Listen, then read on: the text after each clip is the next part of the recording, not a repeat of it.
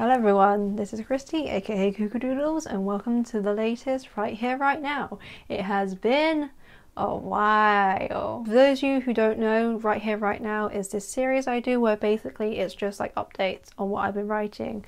I am a poet and short story writer and general writer of things. So this is just like a quick update because I can't quite remember every single thing I've done since the last video, so I've just made notes on my phone. So the biggest thing that's happened over the last few months is that I am a Barbican young poet. My friend mentioned it to me and I bumped into Jacob Samler-Rose, who runs the program randomly at a poetry night. I kind of like assumed application would close like at the end of this certain month.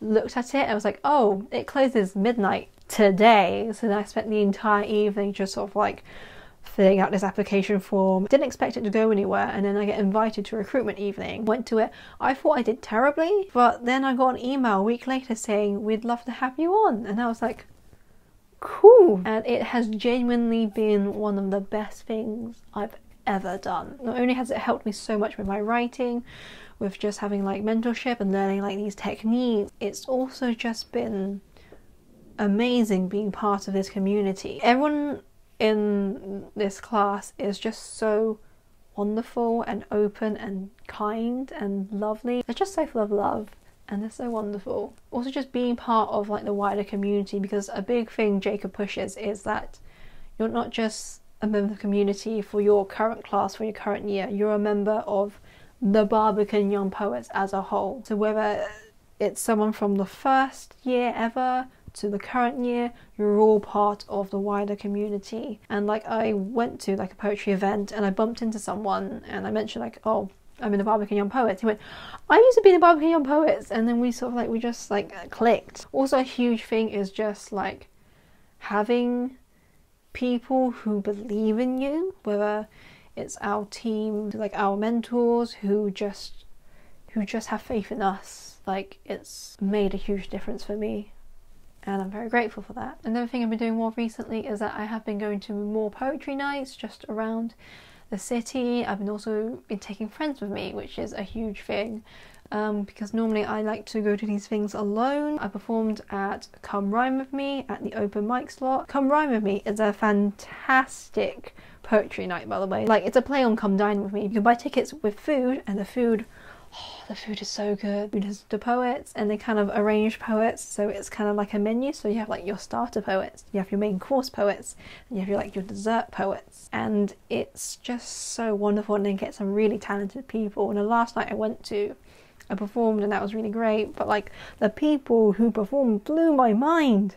They were so talented, and it's just a wonderful atmosphere because afterwards and in the breaks and stuff, you just kind of like go up and talk to people, talk to performers, and it's just a really wonderful vibe. Hats off to the organisers, who are also wonderful, lovely people. Another night I recently performed at, I was one of the main acts. I had a 15-minute slot and it's the longest I've ever done. And the night was called Your Vagina's Hysterical.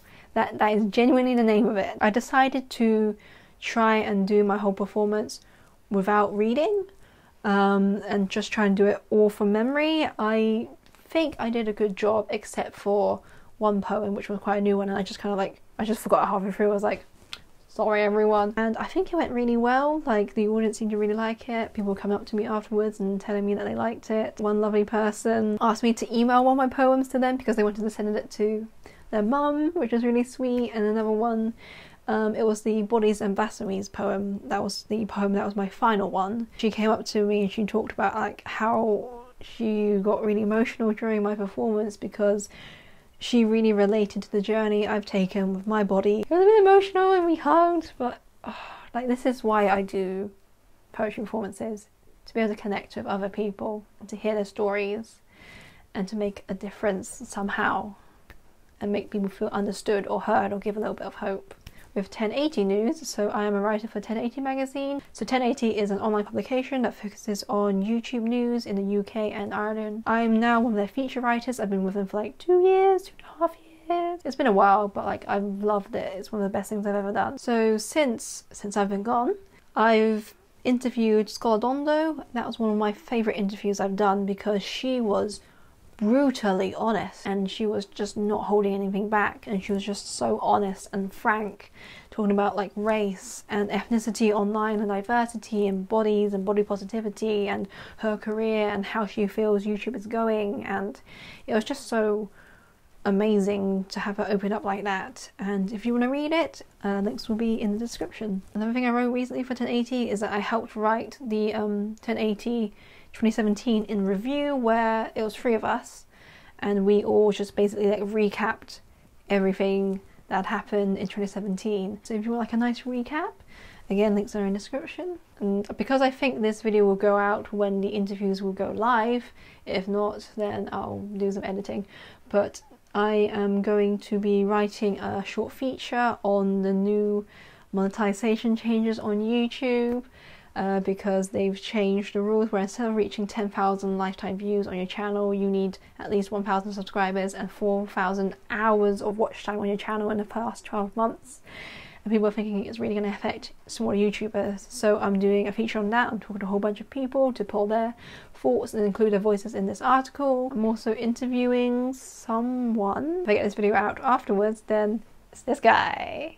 This guy, yeah. I love doing interviews with 1080 because it's just really great being able to like get into like topics with content creators and all that good stuff. Okay, that's all the updates I can think of at the moment.